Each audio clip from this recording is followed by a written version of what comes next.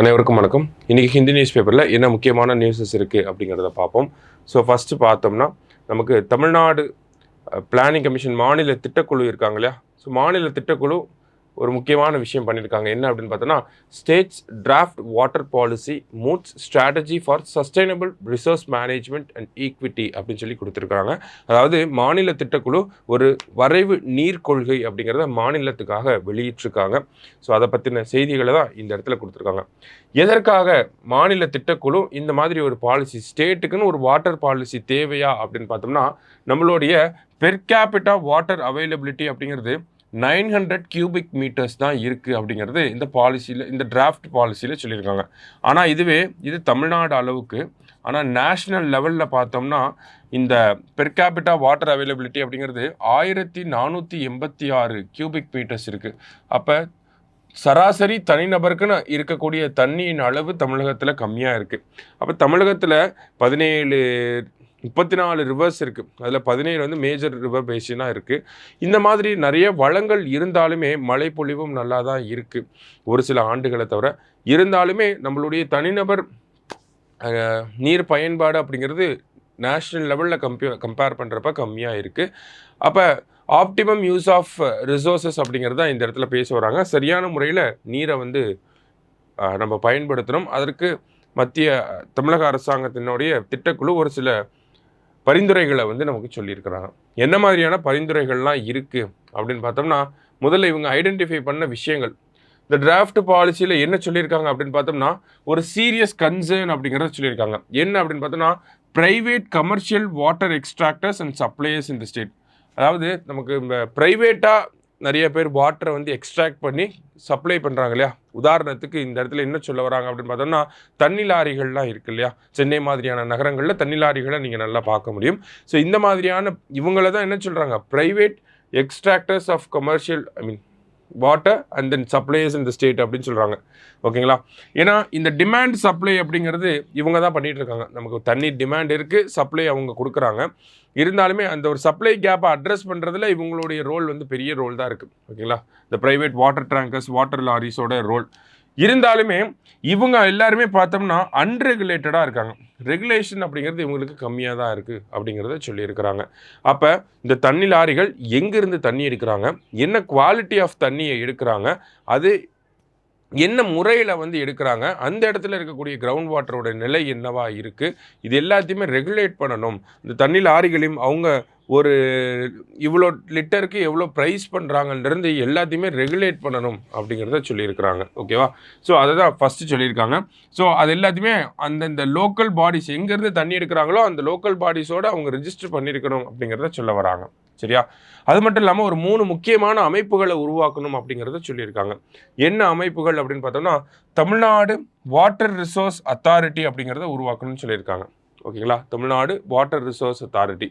அடுத்ததாக பார்த்தோம்னா water policy research centre water policy research centre அப்படிங்கிறத உருவாக்கணும். அடுத்தது தமிழ்நாடு வாட்டர் இன்ஃபர்மேஷன் சிஸ்டம் அப்படிங்கிறத கொண்டு வரணும் அப்படின்னு சொல்லியிருக்காங்க. ஸோ இந்த தமிழ்நாடு வாட்டர் ரிசோர்ஸ் அத்தாரிட்டி ஒரு அபெக்ஸ் பாடியாக வந்து இருப்பாங்க. வாட்டர் பாலிசி ரிசர்ச் சென்டர் அவங்க என்ன பண்ணுவாங்க அப்படின்னு பார்த்தோன்னா, இவங்க வந்து சட்டமன்றத்தில் ஒரு சட்டமாக கொண்டு வந்து கூட நம்ம இவங்களை கிரியேட் பண்ணலாம் அப்படின்னு சொல்கிறாங்க. ஸோ இந்த வாட்டர் பாலிசி ரிசர்ச் சென்டர் ஒரு சென்டர் ஆஃப் எக்ஸலன்ஸாக இருப்பாங்க. நேஷ்னல் லெவலில் மற்ற ஸ்டேட்ஸோட இன்டர்நேஷ்னல் லெவலில் கொலாபரேஷன்ஸை எடுத்துகிட்டு வருவாங்க. வாட்டர் ரிசோர்ஸஸில் ரிசர்ச்சை பண்ணுறது, இந்த மாதிரியான வேலைகள்லாம் இவங்க தான் பண்ணுவாங்க அப்படிங்கிறத சொல்லியிருக்காங்க. அடுத்து வாட்டர் இன்ஃபர்மேஷன் சிஸ்டம் அப்படிங்கிறது ஒரு போர்ட்டல் மாதிரி தான் நமக்கு. சரிங்களா? தமிழ்நாட்டில் நீர்நிலைகள் எவ்வளோ இருக்குது, அதில் எவ்வளோ தண்ணி இருக்குது, கிரவுண்ட் வாட்டர் அளவு எவ்வளோ இருக்குது, இந்த மாதிரியான இன்ஃபர்மேஷன் தான் தமிழ்நாடு வாட்டர் இன்ஃபர்மேஷன் சிஸ்டம் அப்படிங்கிறதுல நமக்கு கொடுத்துருக்காங்க. சரிங்களா? ஸோ அது மட்டும் இல்லாமல் வேறு என்ன பண்ணணும் அப்படின்னு பார்த்தோம்னா, வேறு என்ன ரெக்கமெண்டேஷன்ஸை இவங்க கொடுத்துருக்காங்க அப்படின்னு பார்த்தோம்னா, தமிழ்நாட்டில் பயன்படுத்தக்கூடிய டொமஸ்டிக் பர்பஸஸ்க்கு பயன்படுத்தக்கூடிய வாட்டரில் கிட்டத்தட்ட 80% வந்து நமக்கு ரீயூசபிள் தான் அப்படிங்கிறத சொல்லியிருக்காங்க. அதே மாதிரி இண்டஸ்ட்ரியல் யூசேஜுக்கு இருக்கக்கூடிய வாட்டரையும் அவங்க ரீயூஸ் பண்ணணும் அப்படிங்கிறத வலியுறுத்தியிருக்காங்க. அதே மாதிரி வாட்டர் ஃபண்ட் அப்படின்னு சொல்லி ஒரு செப்பரேட்டான ஃபண்டிங்கை கிரியேட் பண்ணணும். இந்த ஃபண்டிங்கை பார்த்தோம்னா நமக்கு கார்ப்பரேட் சோஷியல் ரெஸ்பான்சிபிலிட்டி இந்த மாதிரியான மெத்தடாலஜிஸ் மூலிமா இந்த ஃபண்டை வந்து நம்ம ஃபுல்ஃபில் பண்ணிகிட்டே இருக்கணும் அப்படிங்கிறதையும் நமக்கு இந்த பாலிசியில் சொல்லியிருக்காங்க. சரிங்களா? ஸோ 3 முக்கியமான விஷயங்கள் என்ன அப்படின்னு பார்த்தோம்னா, ஃபர்ஸ்ட் நமக்கு Tamil Nadu water resource authority, water policy research centre, அடுத்ததாக பார்த்தோம்னா தமிழ்நாடு வாட்டர் இன்ஃபர்மேஷன் சிஸ்டம். இதுதான் இந்த பாலிசியில் முக்கியமாக சொல்லப்பட்ட விஷயங்கள். அடுத்ததாக பார்த்தோம்னா தமிழ்நாட்டை பற்றின ஒரு சில விஷயங்களை கொடுத்துருக்காங்க. அதுக்கு தேவையானதை மட்டும் நம்ம எடுத்துப்போம். தமிழ்நாடு பார்த்தோம்னா மான்சூன் டிபெண்டன்ட் ஸ்டேட். தண்ணிக்காக கிட்டத்தட்ட ஆவரேஜாக 960 மில்லிமீட்டர் ரெயின்ஃபால் வருது. அதில் 41% பார்த்தோன்னா சவுத் வெஸ்ட் மான்சூன், 42% பார்த்தோன்னா நார்த் ஈஸ்ட் மான்சூன், மற்றது பார்த்தோம்னா அந்த சம்மரில் மழை பெய்யுது அந்த மாதிரி. சரிங்களா? தமிழ்நாடை பொறுத்த வரைக்கும் பார்த்தோன்னா 34 ரிவர்ஸ் வந்து இருக்குது. இதில் 17 வந்து மேஜர், 127 வந்து சப்பேசின்ஸாக வந்து இருக்குது. மேஜர் ரிவர்ஸ், சப்பேசின்ஸ் அப்படின்னு சொல்லி பிரிச்சிருக்காங்க. ஸோ இந்த மாதிரி தமிழ்நாடு வாட்டர் ரிலேட்டடாக என்னெல்லாம் இருக்குது. அதே மாதிரி பார்த்தோன்னா இந்த டீசாலினேஷன், வறட்சியான பகுதிகளில் நமக்கு அந்த உப்பு டீசாலினேஷன் பிளான்ஸ் எல்லாம் கொண்டு வந்தது தமிழ்நாடு தான், பாயினியரிங் ஸ்டேட் அப்படின்னு சொல்லி அந்த தகவலையும் நமக்கு கொடுத்துருக்காங்க.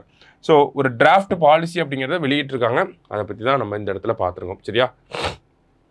இதை தாண்டி என்ன செய்திகள் இருந்துச்சு அப்படின்னா, நமக்கு ஸ்பேஸ் டாக்கிங் எக்ஸ்பெரிமெண்ட் அப்படிங்கிறத இஸ்ரோ நடத்த போகிறாங்க. ஓகேங்களா? ஸோ இந்த ஸ்பேஸ் டாக்கிங் எக்ஸ்பெரிமெண்ட் அப்படிங்கிறத பார்த்தோன்னா நமக்கு PSLV C60 மூலயமா நடக்க இருக்குது. சரிங்களா? இன்றைக்கி ஆக்சுவலி லான்ச் அப்படிங்கிறத சொல்லியிருக்காங்க PSLV C60யில். ஸோ இதில் 2 விண்கலன்கள் XDX-01, இதை வந்து சேசர், அடுத்தது XTX-02 அப்படின்னு சொல்லி 2 விண்கலன்கள் இருக்க போது, ரெண்டும் பார்த்தோம்னா 220 கிலோகிராம்ஸ் வந்து இடையில இருக்குது. ஓகேங்களா? ஐ மீன் வெயிட் அப்படிங்கிறது 220 கிலோகிராம். 470 கிலோமீட்டர் சர்க்குலர் ஆர்பிட்டில் இதை வந்து 470 கிலோமீட்டர் பூமியிலேருந்து 470 கிலோமீட்டரில் வந்து நிப்பாட்டிட்டு ரெண்டுமே வந்து ஒன்னோட ஒன்று சேர்க்க போகிறாங்க. அதான் டாக்கிங் அப்படின்னு சொல்லுவாங்க. அதனால தான் இந்த எக்ஸ்பெரிமெண்ட்டுக்கு ஸ்பேஸ் டாக்கிங் எக்ஸ்பெரிமெண்ட் அப்படின்னு சொல்லி பேர் வச்சுருக்காங்க. சரிங்களா? ஸோ இந்த ஒரு எக்ஸ்பெரிமெண்ட் அப்படிங்கிறது நம்ம 2035 பாரதிய அந்தாரிக்ஸ் ஸ்டேஷன் அப்படின்னு சொல்லி இந்தியாவுக்குன்னு ஓன் ஸ்பேஸ் ஸ்டேஷன், விண்வெளி நிலையம் அப்படிங்கிறத உருவாக்க இருக்கும். ஸோ அதுக்கெல்லாம் ரொம்ப பயனுள்ளதாக இருக்கும் அப்படிங்கிறத சொல்லியிருக்காங்க. அதே மாதிரி PSLV அப்படின்னு பார்த்தாலே இதனுடைய PS4 ஸ்டேஜ். ஓகேங்களா? PSLV ஆர்பிட்டால் எக்ஸ்பெரிமெண்டல் மாடியூல் அப்படின்னு சொல்லுவாங்க, போயம் அப்படின்னு கூட சொல்லுவாங்க இதை. ஓகேவா? ஸோ இதில் நிறைய சேட்டலைட் வச்சு அனுப்புவோம். அதில் 24 சேட்டலைட்ஸை வச்சு அனுப்ப போகிறாங்க. சரியா? ஸோ இன்றைக்கி இருந்த நியூஸ் பேப்பரில் இருந்த 2 முக்கியமான செய்திகளை பார்த்துருக்கோம். நன்றி.